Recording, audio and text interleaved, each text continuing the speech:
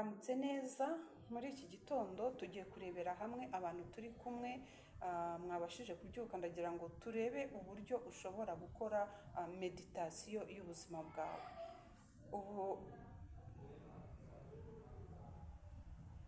Uburyo ushobora kubaho umuntu akubona akavuga ati kudasaza, ni irihe banga wibitseho rituma udasaza, kuko aba bitewe n'igihe aba akuzi cyangwa se akaba azi abo mungana, yabareba akabona mutameze kimwe, akavuga ati se niki ibanga ryo ushobora kuba wibitseho rishobora gutuma udasaza imburagihe?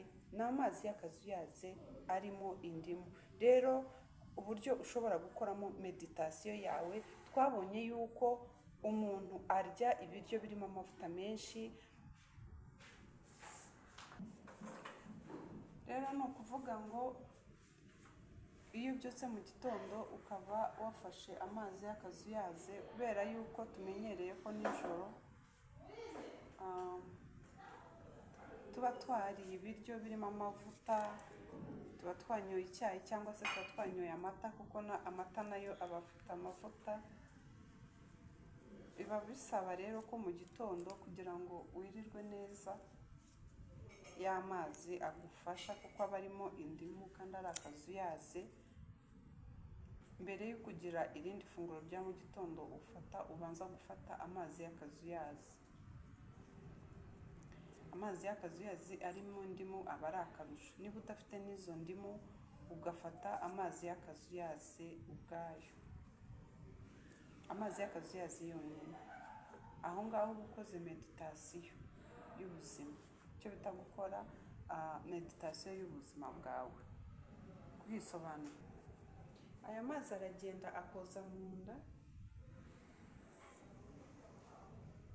aba ari akazuyazi adashyushye ku buryo unanirwa kuyanywa, ni akazuyazi igihe cyose rero mu gitondo. Gusa aya mazi nanone arananura, ku muntu ushaka kugabanya ibiro nabyo aba ari byiza.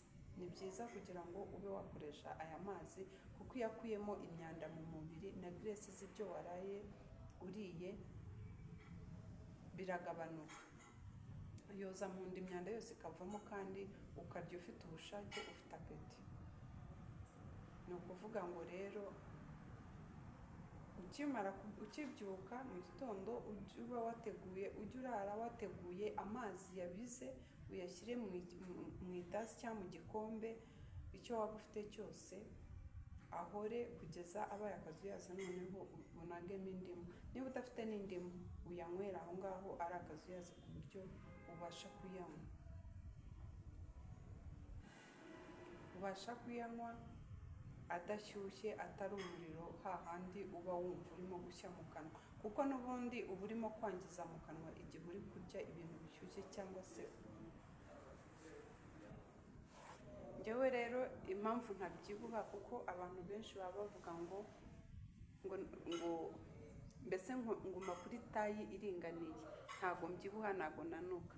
Ni ukuvuga ngo ibanga nkoresha ni iri ngiri: mu gitondo sinshobora kwibagirwa kunywa amazi ashyushye. Nywa amazi y'akazuyaze uko mbyutse buri mu gitondo, mba ngomba kunywa amazi nk'aya ngaya y'akazuyaze, kuko aramfasha kandi atuma ugira uruhu rwiza. Ikindi akakurinda gusaza imburagihe.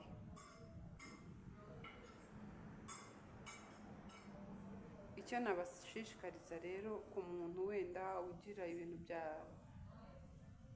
ukunda kugira ibintu bya rubagimpande, ni kumva abangamiwe n'umubyibuho we,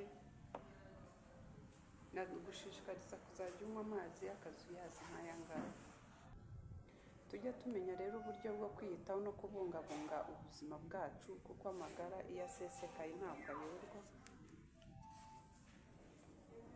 Nicyo kintu nashishikariza abantu, kumenya kwita ku buzima bwacu,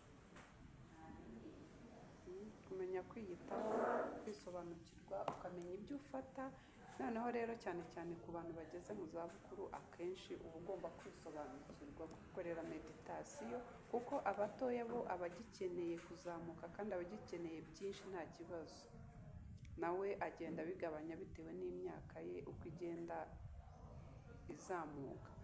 Rero hari limite abantu bageraho agatangira ibyo wagenda gukunda, ibyo wagendaga urya byose, hari ikigero ugeramo aho kugira ngo uko wazamukaga urya ibintu byose wumva nta kintu cyakunanira, hari limite ugeraho noneho ugatangira kujya ugabanya, aho kugira ngo uzamuke ukagabanya. Ugasanga niba wanywaga isukari